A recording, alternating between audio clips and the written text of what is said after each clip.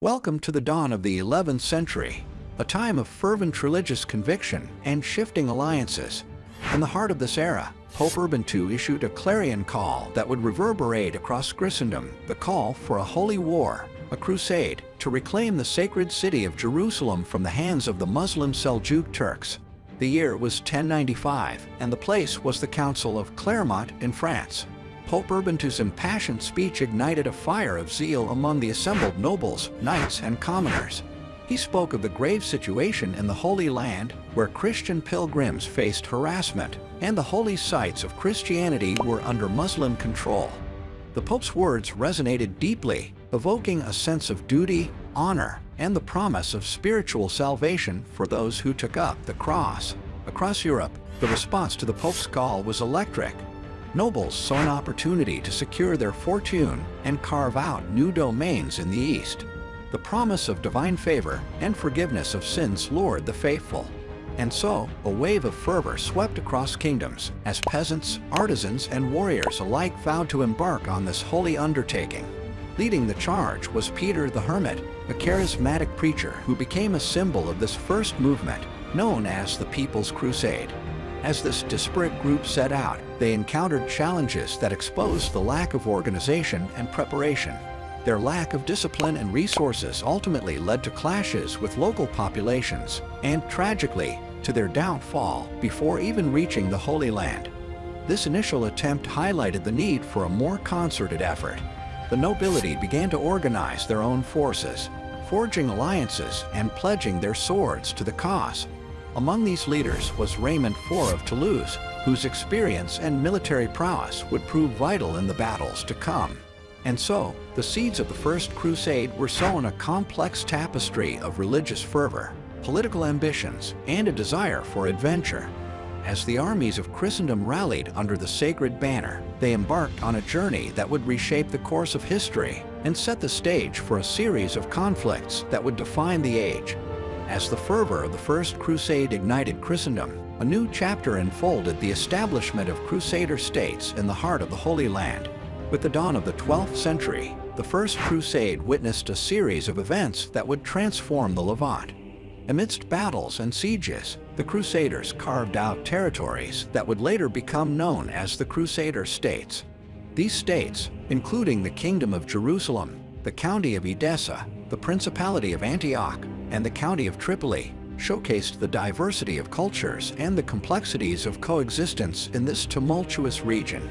The Kingdom of Jerusalem emerged as a significant power, with Godfrey of Bouillon famously declining the title of king and instead assuming the humble title of Defender of the Holy Sepulchre. Baldwin I, Godfrey's brother, embraced the title of king, marking the establishment of the Kingdom of Jerusalem in 1100.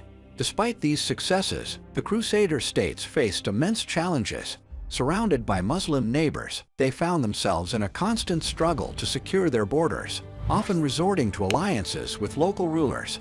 The Muslim world, too, experienced shifts as the rise of leaders like Zengi and his son, Nur el-Din, posed new threats to the Crusaders.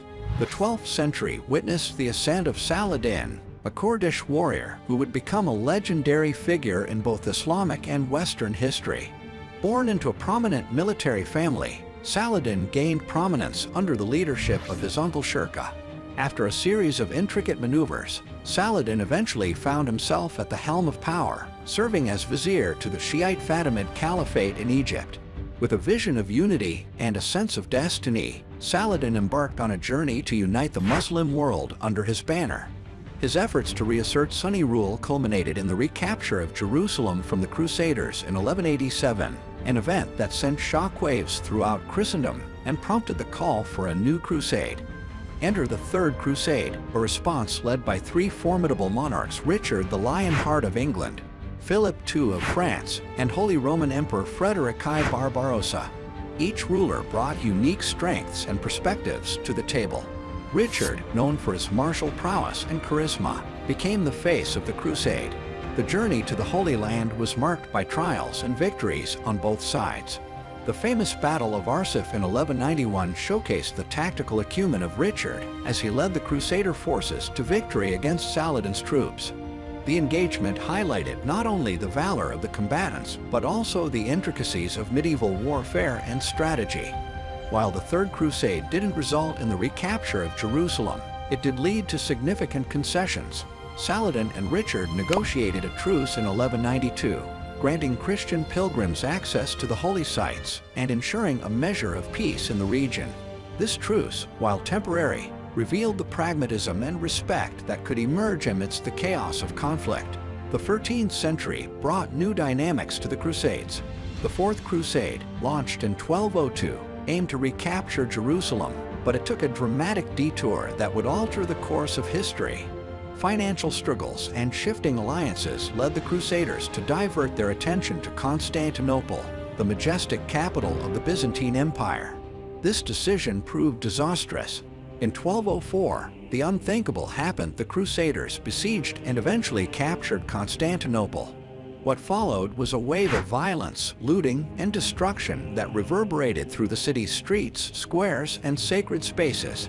The Byzantine Empire, once a bastion of art, culture, and scholarship, was plunged into chaos and decline. The sack of Constantinople had far-reaching ramifications. Priceless treasures, manuscripts, and artworks were lost forever. Libraries were pillaged, architectural marvels defaced, and a legacy spanning centuries was shattered in a matter of days.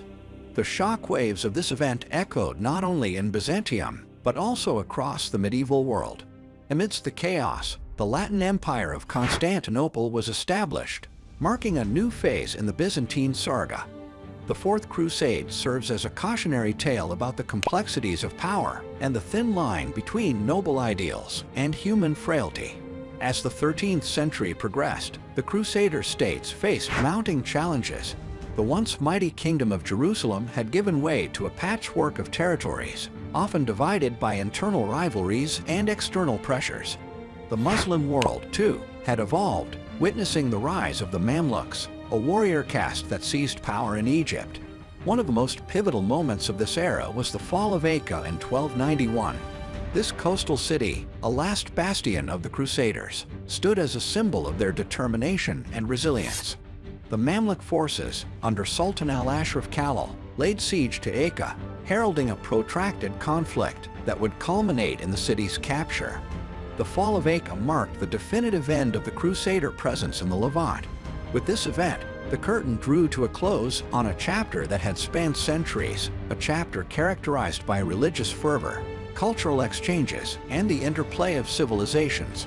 As the dust settled on the Crusader states and the fervor of the medieval era waned, the legacy of the Crusades persisted in ways both expected and unforeseen. One of the most tangible impacts was the lasting cultural exchange between East and West. Contact between these two worlds introduced Europeans to new ideas, knowledge, and goods from the East: spices, textiles, and even the concept of zero. The Crusades also left an indelible mark on art and architecture. The influence of Byzantine, Islamic, and Eastern motifs can be seen in European art, from ornate churches to intricate tapestries. The construction of castles, fortified cities, and pilgrimage sites during the Crusader era transformed the landscape and architecture of the regions they touched. The legacy of the Crusades reverberates through literature as well. These holy wars inspired troubadours and writers, fueling the development of epic poetry and chivalric tales. The tales of King Arthur, for instance, often intersect with the crusading ethos, blurring the lines between history and myth. The religious fervor of the Crusades also gave rise to military orders, such as the Knights Templar and the Hospitallers, who combined martial prowess with humanitarian missions. These orders left an indelible mark on the concept of chivalry and the notion of knightly duty. Yet, alongside these positive influences, the Crusades also left a legacy of tension and mistrust between faiths. The memory of clashes between Christianity and Islam reverberates through history, impacting politics, diplomacy, and global dynamics. The Crusades are a reminder of the dangers of conflating religious fervor with political agendas. As we leave the annals of the Crusades behind, we remember the lessons they impart: that history is not just a chronicle of battles, but a narrative of human aspirations, struggles, and the profound quest for understanding. What chapters of history would you like to uncover next? Leave your farts in the comments below. If you enjoyed this video, don't forget to like, subscribe, and ring the bell to join us on our next voyage into the captivating corridors of the past. Until next time, keep exploring.